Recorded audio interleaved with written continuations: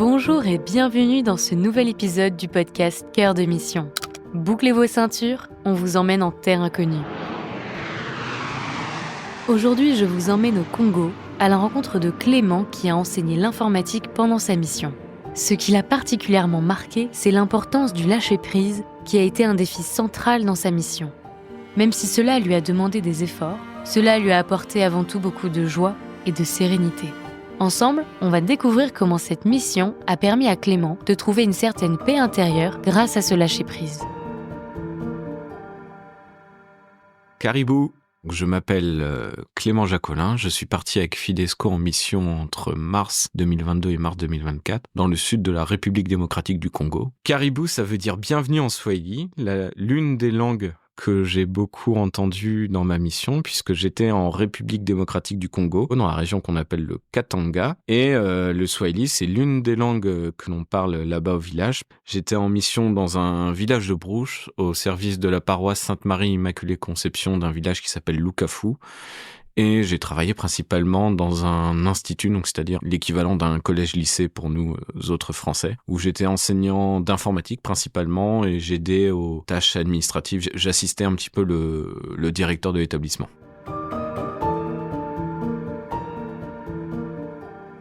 Quand j'avais commencé à me rapprocher de Fidesco, c'était après la période Covid, les confinements, etc., où comme beaucoup de monde, j'imagine, ça a été une période compliquée, où on remet en cause pas mal de choses, et on réfléchit un petit peu à la suite, et je connaissais Fidesco assez bien, et je gardais dans un coin de ma tête depuis longtemps l'idée de partir avec eux, plutôt en famille. Mais à l'époque, j'étais célibataire, et au final, j'avais pas de travail, j'étais pas en CDI. Je me suis rendu compte après le confinement que tous les feux étaient ouverts pour partir à ce moment-là. Du coup, je me suis dit, pourquoi pas en fait, est-ce que le Seigneur m'indique pas que c'est le moment en fait, que j'ai pas à attendre d'être marié avec des enfants, etc., et que j'ai une autre belle mission qui m'attend, mais en célibataire et avec un binôme. Donc je me suis lancé dans le processus avec Fidesco de préparation, etc., et toutes les formations que nous avons eues m'ont conforté dans ce choix-là. Même le fait de ne pas choisir mon lieu de mission et de faire confiance à Fidesco et de, on va dire, lâcher prise sur ce côté-là, de pas se stresser à se dire où est-ce que j'ai envie d'aller, ne pas avoir à se prendre la tête sur toutes ces choses-là, ont fait que j'ai très vite senti que le modèle de Fidesco me correspondait assez. C'est à ce moment-là, dans la session de discernement, que j'avais vraiment senti que j'étais à ma place et que je voulais partir avec eux. J'avais le sentiment que je leur faisais confiance et que j'avais confiance et que je pouvais lever les mains, lâcher prise et me dire c'est bon, faites ce que vous voulez de moi. Je sais que ça ira, quel que soit l'endroit où je partirai. Alors on était logés, nourris, blanchis par la paroisse et par du coup le père Jean-Marie Mouféji qui était notre partenaire. Donc avec Lucas, mon binôme, qui lui travaillait à l'hôpital du village. On habitait une maison qui était en gros sur la grande place du village, juste à côté de l'église et en face de la curie où vivait le père. Lorsque je suis arrivé, évidemment, la première étape, ça a été le dépaysement total, parce que on est arrivé à Lubumbashi, donc qui est la grande ville du Katanga, la région sud de la RDC, presque à la frontière avec la Zambie. Au final, on est resté quelques jours là-bas chez d'autres volontaires. On a passé nos premiers jours pour faire un petit peu un sas de décompression avec eux, et ça a été très bénéfique. Après, on a dû partir au village. Et il faut savoir que le village, il est à 180 km de Lubumbashi. Ce qui, ici, n'est pas beaucoup. Mais là-bas, en gros, ça nous prenait entre 5 et 7 heures de route pour y aller selon les saisons. Parce que on est pas loin de l'équateur, donc on alterne saison sèche et saison humide. Et lorsque nous sommes arrivés en mars, c'était la fin de la saison des pluies. Et donc, les routes étaient en très mauvais état, puisque sur les 180 km, il n'y avait que 90 km d'asphalte. Ensuite, c'était de la piste. Et de la piste en fin de la saison des pluies, c'est de la gadoue. Déjà, ça a été un choc de ce côté-là. Les premières heures de trajet en Jeep avec le père qui conduisait très très bien. Mais quand même, il y a un petit côté impressionnant. Puis on arrive au village où, évidemment, tout le monde savait que le père allait rentrer avec 2 Muzungu, c'est-à-dire 2 blancs. Ce jour-là, donc il y avait plein d'enfants qui nous attendaient à la mission, donc sur la place devant nos maisons. Et comme c'est un village très isolé, tous les enfants qui avaient, on va dire, moins de 5 ans n'avaient jamais vu de blanc de leur vie ou quasiment pas. Donc pour eux, c'était un grand émerveillement. Donc on a été accueillis par 80 ou 100 enfants qui nous regardaient tous avec des grands yeux. En plus, on est totalement déphasé, on est au milieu de la savane, donc il y a un côté très impressionnant. Avec les enfants en plus, ça ajoute à tout ça. Donc je me souviens que c'était très déstabilisant, mais en même temps, dès ce trajet, on voyait. Alors on était au milieu d'un parc naturel, donc de chaque côté il y avait des plateaux recouverts d'arbres. On a les arbres et les herbes hautes de la savane que vous voyez dans les documentaires, etc. Donc il y a un côté un peu waouh. On arrive dans un documentaire National Geographic. Ça aussi c'était assez impressionnant. Donc tu arrives là-dedans, t'as aucun repère. Voilà, tout le monde te regarde, tout le monde t'attend. On a visité le village, on a rencontré tous les responsables de l'hôpital, de l'école primaire, de l'école secondaire, de l'internat, ce qui est un petit internat pour les élèves, les chefs coutumiers, donc les chefs du village. On a rencontré, dans le village, il y a 2 religieuses franciscaines, on les a rencontrées ici aussi. On a rencontré le lycée technique, enfin bref, on a rencontré tous les spots. Le plus impressionnant dans les premiers jours, c'était la pauvreté. On était dans un petit village, dans une toute petite paroisse de campagne, vraiment. 98% des habitants, c'est des cultivateurs ou pêcheurs, parce qu'on était dans un coin où il y avait pas mal de rivières. Mais la plupart de ces gens sont cultivateurs. Les 2 autres corps de métier présents dans le village, c'était des profs qui travaillaient avec moi, ou alors des gens qui travaillaient à l'hôpital. Et là, on parle d'une dizaine de personnes en tout. Donc vraiment, 90% c'était des cultivateurs, et des cultivateurs pauvres. Il n'y avait pas de tracteur. Il y avait évidemment pas tout ce qui est engrais ou système d'irrigation mécanique un peu sophistiqué. Voilà, c'était vraiment des champs faits à la main, à la houe, etc. avec des personnes qu'on voyait partir à 5h30, 6h le matin et qui rentraient à 13h ou à 16h selon la saison et les chaleurs. Ça a été la première chose qui m'a marqué, la pauvreté et les besoins multiples dans tous les domaines. Parce que, bon, je parle de l'agriculture, mais quand je suis arrivé à l'école, j'ai vu des besoins énormes. Lucas à l'hôpital aussi a vu pas mal de choses à faire, évidemment. Et c'est vrai qu'en arrivant en village, l'une des premières impressions, ça a été, bon, d'une part, le côté très souriant, très accueillant de tous ces jeunes, de tous ces enfants qui sont venus voir les 2 blancs. Mais en même temps, ils étaient très souriants, mais on voyait, ils étaient pieds nus, etc., avec des vêtements troués de partout. Voilà, il y avait le mélange de ces 2 aspects qui était très présent. La première partie de ma mission, c'était vraiment de l'enseignement, comme en France, de l'enseignement d'informatique, ce que je fais pas en France. Je suis professeur d'histoire géo, mais arrivé là-bas, on va dire, je savais allumer un ordinateur, j'étais donc surqualifié pour donner des cours d'informatique. Il faut bien comprendre que du coup, on est dans un village isolé, il y a évidemment pas d'électricité. Pas de poteau électrique, pas d'électricité publique qui vient jusqu'au village. Nous, dans notre maison, on avait de la chance d'avoir de l'électricité.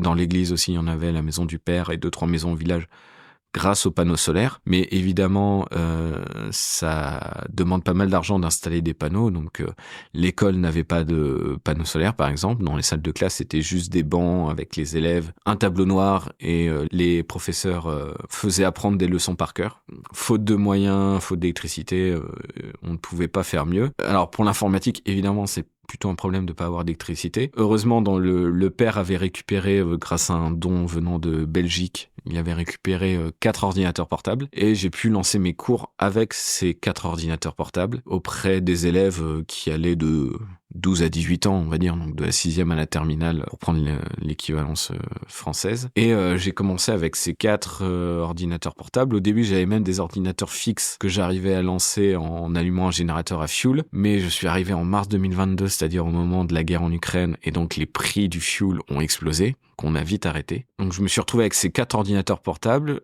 Au cours de mes 2 ans, j'ai réussi à en faire importer 3 autres de France pour presque doubler mon matériel, et du coup présenter ce qu'était l'informatique à ses élèves, puisque dans l'éducation nationale congolaise, il y a des cours obligatoires d'informatique, il y a un programme national d'informatique que je devais suivre, etc. Et voilà, l'enjeu, le lâcher-prise que j'ai subi, que j'ai dû accepter, c'est mais comment présenter l'informatique à des enfants qui n'ont pas d'électricité chez eux, qui n'ont pas d'eau courante, qui sont dans un état de pauvreté extrême, et qui, pour la plupart, je leur présente l'informatique, mais ils n'auront jamais de quoi s'acheter un ordinateur, ils n'auront même jamais besoin d'un ordinateur, parce que la plupart vont prendre la suite des parents dans les champs, et un cultivateur n'a pas l'argent pour s'acheter un ordinateur, et de toute façon, s'il avait cet argent-là, il l'utiliserait pour acheter des cochons ou des chèvres ou ce genre de choses, quoi.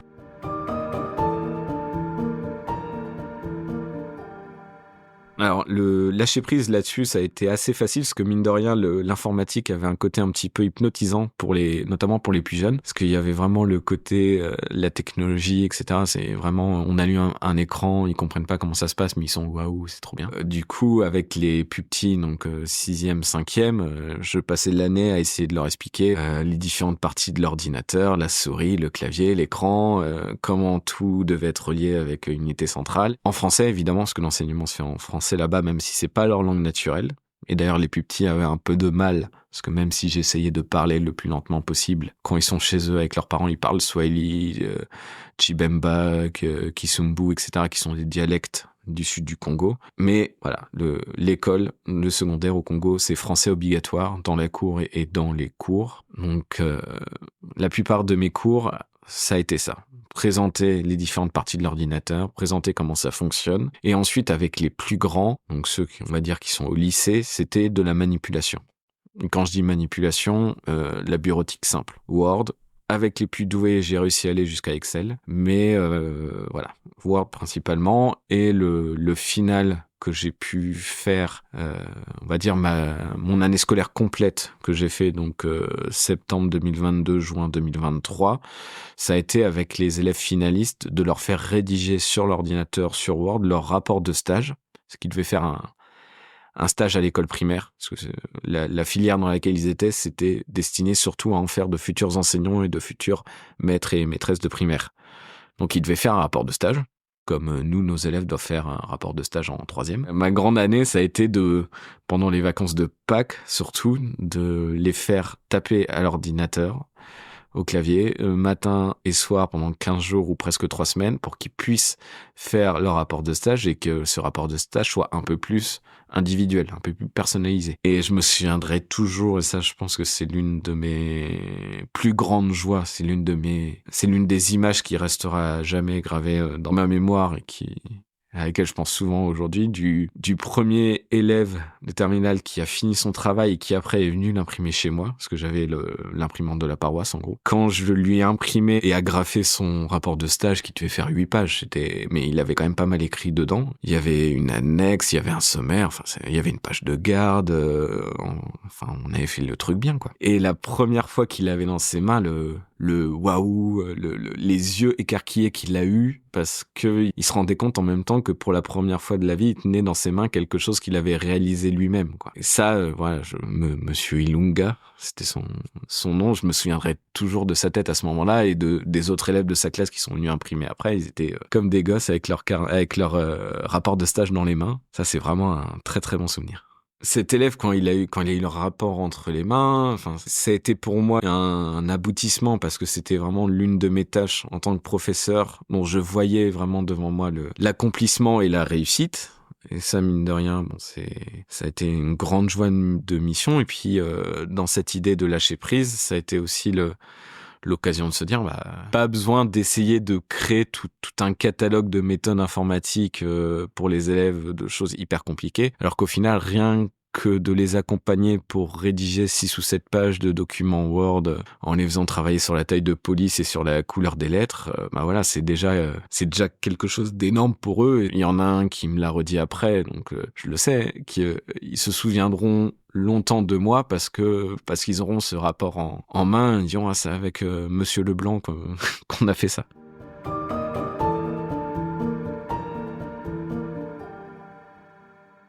Tout à l'heure, j'abordais l'idée du lâcher-prise. C'est une idée qui a été assez centrale dans ma mission. Elle m'a demandé pas mal d'efforts, mais m'a aussi pas mal de joie et de sérénité dans la fin de ma mission. Donc c'est vraiment quelque chose qui a été central pour moi. En premier lieu, quand je parlais de lâcher-prise, c'était au début de ma mission, parce que lorsqu'on est arrivé avec Lucas, on est arrivé forcément avec notre formatage français et européen, c'est-à-dire le besoin d'être productif, le besoin d'être utile, le besoin d'être efficace pour avoir des résultats, etc. Et tout de suite, ces certitudes qu'on avait inconsciemment de par nos métiers, de par nos éducations, notre scolarité, etc., ça s'est heurté à ce mur qui est la mentalité congolaise et la mentalité africaine de manière générale, où évidemment, ils sont moins à cheval sur tout ce qui est productivité et même rigueur du respect de l'heure, etc. Déjà, de toute façon, ils n'ont pas de montre, donc c'est pas la peine de ça, Fidesco nous avait prévenu en formation, mais quand même, une fois sur le terrain, c'est toujours très drôle de vraiment se rendre compte de ça. Faut savoir qu'on a des réunions, on prépare des choses, on sait que c'est à telle heure le matin, etc. Mais en France, si ça démarre avec 5 minutes de retard, les collègues commencent à râler. Au Congo, 5 minutes de retard, c'est que t'es déjà en avance. Et ça a beaucoup... j'ai eu un premier lâcher-prise là-dessus en me disant, mais c'est d'arrêter d'avoir ces réflexes de surveiller l'heure, de dire, attends, de réfléchir à mon efficacité au travail et plutôt voilà non pas de profiter mais de faire bien mon travail sans trop me soucier vraiment du nombre de dossiers que j'aurais traités dans la journée, ce genre de choses. De toute façon tout le monde au village nous disait Lukafu c'est pole pole, donc c'est-à-dire doucement en swahili, donc c'est vraiment ils le disent même dans leur manière de se saluer. C'est assez drôle quand je croisais mes collègues le matin au moment où on travaillait, c'était bonjour Clément, comment tu vas? Bonjour prof Fiston, comment ça va? Oh, tu sais, au rythme de Lukafu. Ça veut dire ça va bien, mais ça va doucement, ça va tranquillement. C'est pas qu'ils sont fainéants, c'est que tout se fait à ce rythme-là. À Lukafu et même dans le pays de manière plus générale. La paye des enseignants, normalement, c'est tous les mois, mais évidemment, j'ai vu de nombreuses fois où la Jeep n'est pas venue pendant 2 mois, donc... tout se fait à ce rythme-là. Toutes les choses finissent par arriver, mais elles mettent du temps. Et voilà, pour un Français, ça a été une belle leçon d'apprendre de lâcher prise à ce niveau-là. À la fin de la mission, le lâcher prise, ça a été autrement. C'était plutôt, j'ai commencé à me poser des questions sur cette fin, sur la finalité, sur non pas le suivi de ma mission, mais sur qu'est-ce que j'allais laisser à mes collègues, qu'est-ce que j'allais laisser aux personnes qui reprendraient mes tâches, etc.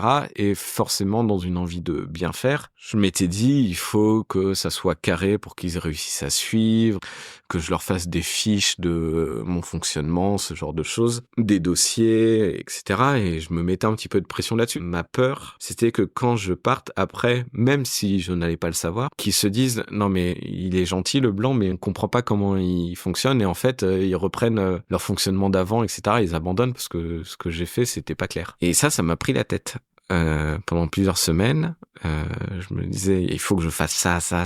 Avant de partir, je commençais à me dire mais j'aurais pas assez de jours pour tout ça. Et au final, j'ai eu des discussions avec Lucas, beaucoup, mon binôme. On a beaucoup parlé de ça parce que évidemment, il pouvait avoir le même genre de réflexion à l'hôpital et lui, il le vivait beaucoup plus sereinement en disant mais je vais faire ce que je vais réussir à faire et de toute façon, ils s'en sortiront parce que ils vivaient avant nous, ils vivront après nous. Il n'y a pas de stress par rapport à ça. Déjà, ce que tu as fait, ça apporte beaucoup. Donc, tranquillise-toi sur ces aspects-là, c'est ce qu'il me disait. Et dans tous les cas, voilà, ce que tu fais, c'est déjà beaucoup et ils te seront déjà très reconnaissants par rapport à ça. Et à partir du moment où j'ai réussi à lâcher prise sur cette idée et à, on va dire, intégrer ce que me disait Lucas, parce que Lucas m'a beaucoup aidé là-dessus. La vie de binôme, c'est un cadeau pour ça aussi, mine de rien. Là, en plus, avec Lucas, on était très différents de caractère. On s'est bien complété là-dessus. Ça a été vraiment une belle mission en termes de vie de binôme. Et les dernières semaines, 2 mois et demi, je dirais, avant le départ, quand j'ai accepté ce lâcher-prise en mode mais de toute façon, c'est déjà bien, tout va bien, c'est déjà bien, tu as déjà fait beaucoup, tu fais beaucoup. Il n'y a pas le petit pompon à attraper au-dessus, là. Tout va bien, des stress, profite au contraire. Puis c'était même l'idée de le stress de la fin de mission t'empêche de la vivre et de l'apprécier. Parce que, mine de rien, tu as vécu, c'est ce que je me disais,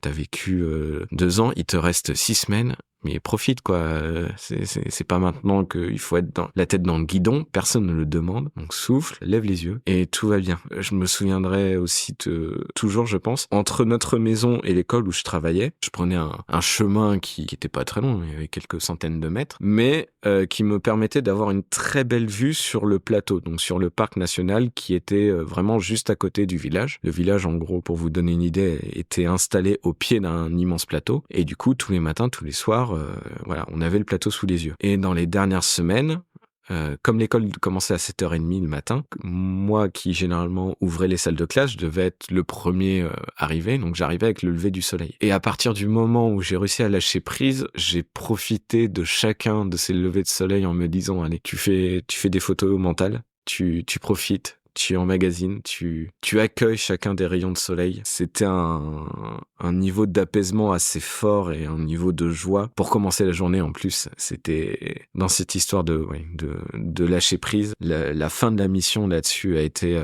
vraiment une grande joie. Le lâcher prise que j'ai réussi à ressentir au Congo, aujourd'hui en France, je le ressens encore un petit peu, mais dès mon retour, après bon, je m'en doutais un petit peu, mais c'est vrai que la mentalité très speed que l'on a, même si j'habite pas à Paris, dans le reste de la France, ça existe aussi. Notre côté râleur. Évidemment que les Congolais avaient beaucoup moins, même s'il leur arrivait de râler. C'était pas non plus quelque chose qui arrivait. Ils râlaient beaucoup quand ils n'avaient pas leur salaire ou en période des élections présidentielles, comme tout le monde. Déjà, avant, j'étais plutôt quelqu'un qui avait les soucis, on va dire, au travail, les petits tracas me passaient facilement au-dessus. Avec ce que la mission m'a appris, je me rends compte qu'aujourd'hui, en France, le lâcher-prise est d'autant plus important. Mine de rien, il y a un petit décalage avec pas mal de monde qui sont beaucoup plus réactifs, qui sont beaucoup plus pas dans l'opposition, mais dans la réaction dans certaines situations, alors qu'au final, ce sont des situations qui ne nous impactent pas, ou pendant un quart de seconde. Et voilà, la mission vraiment m'a apporté une certaine sérénité là-dessus, qui est pas forcément évidente, parce que parfois tu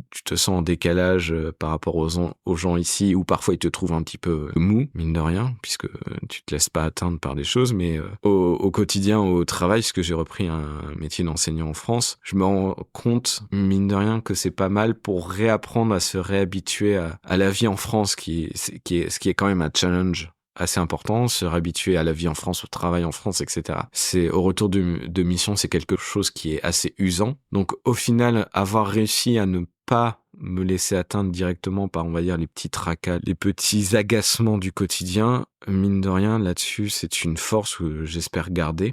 Même s'il faut pas non plus que ça devienne une façon on va dire, de fuir les oppositions, ou plutôt de ne pas s'affirmer. Ça, c'est un autre biais qui peut être un peu négatif, dont il faut se méfier. Mais globalement, le lâcher prise, c'est quand même, ça apporte un petit peu de sérénité au quotidien, au retour. La mission apporte un lâcher prise et aussi de la sérénité. Et c'est vrai que l'un des enjeux du retour, c'était de garder cette sérénité. Ce qui est pas facile, parce que la mission est dans un cadre très particulier. On n'est pas tout seul, mais on est quand même dans un cadre qui n'est pas le nôtre, où on est obligé de s'abandonner à notre partenaire, à notre vie de binôme et au Saint-Esprit d'une certaine façon. Et il est compliqué au retour en France de rester dans cet état d'esprit, puisqu'on retrouve quand même assez facilement nos petites habitudes, ou alors on se retrouve totalement en opposition avec notre vie d'avant et il faut retrouver une place. Moi, j'ai la chance d'avoir retrouvé, entre guillemets, ma place d'avant et d'y être bien. J'ai retrouvé un métier d'enseignant et j'aime toujours mon métier. Mais c'est vrai que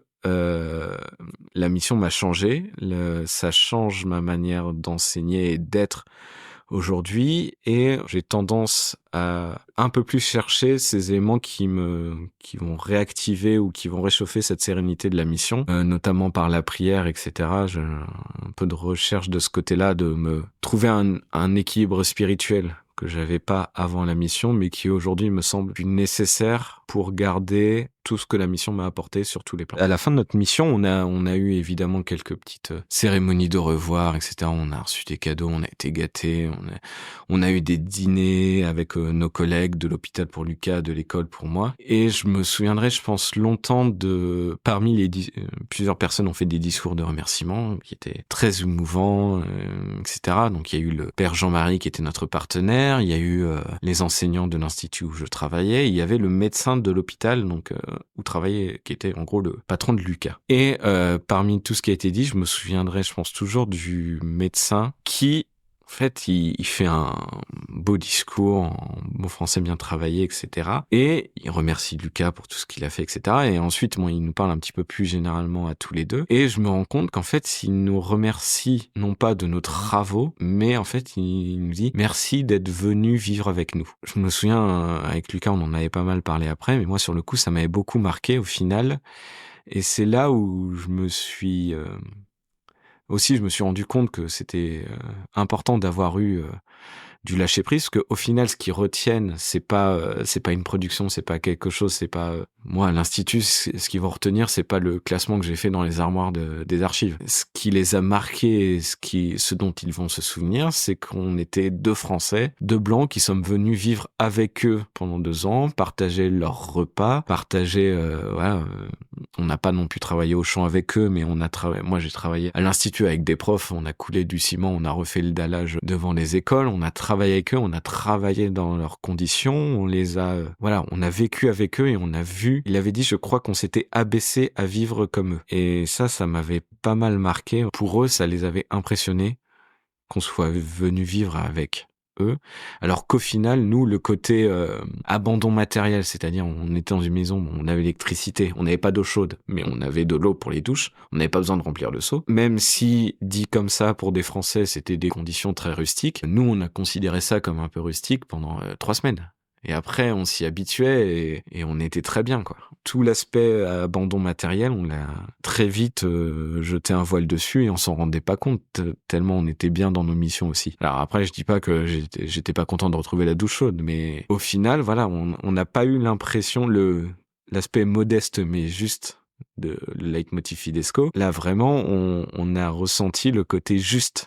C'est-à-dire, les conditions étaient simples, mais elles étaient bonnes, elles étaient saines. Elles étaient contraignantes par moments, évidemment, mais elles ne nous ont pas marqué si négativement que ça. En plus de mon élève avec son rapport de stage, là, qui sera à jamais gravé dans ma mémoire, c'est vrai que les messes congolaises, à l'image des messes africaines qu'on peut voir de temps en temps, etc., et le rythme, la joie, etc., de leur chant, de leur danse, qui dansent pas mal, ça sera à jamais marqué, ça, les vidéos que j'ai des chansons. Je pense que c'est quelque chose que j'effacerai jamais de mon ordinateur, parce que je les regarde de temps en temps. Ça, c'est vraiment, pour les messes, par exemple, de Pâques ou de Noël, je me souviens que mon premier Noël, vraiment, avec on va dire, la messe africaine, même si elle dure 4 heures. Une messe normale, ça dure 2 heures pour eux. Mais la messe de Noël, la joie de Noël, avec les chants et les danses africains, je me souviens que je suis sorti de cette messe comme si c'était la première fois que j'allais à une messe de Noël, ou comme si je me rendais vraiment compte que on venait de célébrer la naissance de Jésus. C'était très particulier, je me souviens, le sentiment. C'était aussi mêlé avec le fait que c'était mon premier Noël loin de la famille, qu'il y avait quand même un petit coup de blues de ce côté-là. Mais la joie de la messe liée à la joie de Noël était venue quand même pas mal changer ça. Sinon, pour finir, parce que j'en ai déjà un petit peu parlé, le côté aventure et les paysages de la brousse africaine, ça aussi, ça restera quelque chose de très marquant, parce que notamment, je me souviens d'un jour. Alors, il faut savoir que tous les mois, on allait en ville à Lubumbashi, notamment pour que Lucas achète des médicaments pour l'hôpital. Fallait refaire le stock. Et en plus, c'était dans notre arrangement avec le père. Tous les mois, on devait y aller. Ça nous faisait 2-3 jours un petit peu pour souffler en ville, pour aller voir les autres volontaires Fidesco qui étaient à Lubumbashi. Donc voilà, ça nous faisait notre petite pause. Généralement, on y allait en jeep avec le père. Donc, comme je l'ai dit, si c'était en saison des pluies, ça durait entre 5 et 7 heures. Si c'était en saison sèche, en 4 heures, on pouvait être à Lubumbashi si tout allait bien. Mais il est arrivé plusieurs fois où, manque de chance, généralement, on devait y aller à un moment où le père n'avait pas prévu d'y aller. On était on va dire en décalage avec son agenda. Donc, on devait partir en moto-taxi. Et donc chacun sur notre moto avec notre casque, tout va bien. On devait partir en moto sur la brousse et après on prenait un des bus congolais et on finissait la route asphaltée. Et je me souviens d'une fois sur la moto-taxi où du coup on est derrière le chauffeur et on est sur la piste et à gauche il y a des collines, à droite il y a des collines, il y a des arbres, etc. Et je crois que c'était pendant la saison sèche, je me souviens, et début de saison sèche, donc les arbres étaient encore assez verts. Et du coup, on est en train d'avancer dans cette nature où on croise des villages de temps en temps, mais sinon c'est vraiment nature sauvage. Et je me suis retrouvé à regarder autour de moi en me disant, mais est-ce que tu te rends compte de ce que t'es en train de faire quand même? T'es sur une moto au fin fond de la brousse africaine, quoi. Le déclic, mais rends-toi compte de ça. Imagine le toi de l'enfant de 8 ans à qui on dit, mais un jour, tu feras l'aventurier sur une moto au fin fond de l'Afrique parce que t'es parti 2 ans pour aller aider des gens. Et ça, c'est c'est un souvenir. Je me souviens que j'ai étendu les bras presque pour faire Titanic, presque à crier de joie parce que c'était vraiment l'explosion de joie intérieure de non, je suis en train de vivre quelque chose d'extraordinaire. Et ça, c'était vraiment un très très fort moment. Maintenant que ma mission est terminée, que j'essaye d'en garder quelques fruits, il y a vraiment cette idée que j'ai un peu développée de lâcher prise, qui était vraiment quelque chose que j'arrivais pas forcément à faire avant dans ma vie, etc.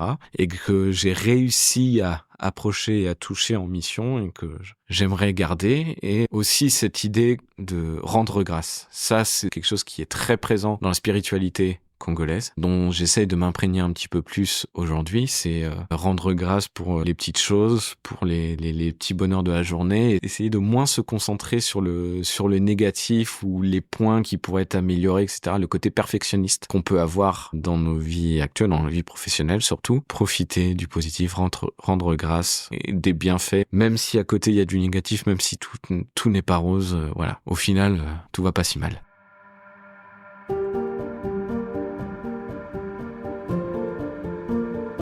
Merci Clément de nous avoir fait plonger au cœur de ta mission en égrénant tes souvenirs. Le rythme de Lukafu s'est finalement ancré en toi, te permettant d'accueillir sereinement cette notion de lâcher prise, malgré la difficulté que cela représentait pour toi. Si le podcast vous a plu, n'hésitez pas à vous abonner et à nous suivre sur les réseaux sociaux où vous pourrez en savoir davantage sur la mission. Et si vous aussi, vous voulez connaître les joies et les défis de la mission, on vous donne rendez-vous sur le site fidesco.fr/partir. On se retrouve le mois prochain pour un nouvel épisode de Cœur de Mission. À bientôt!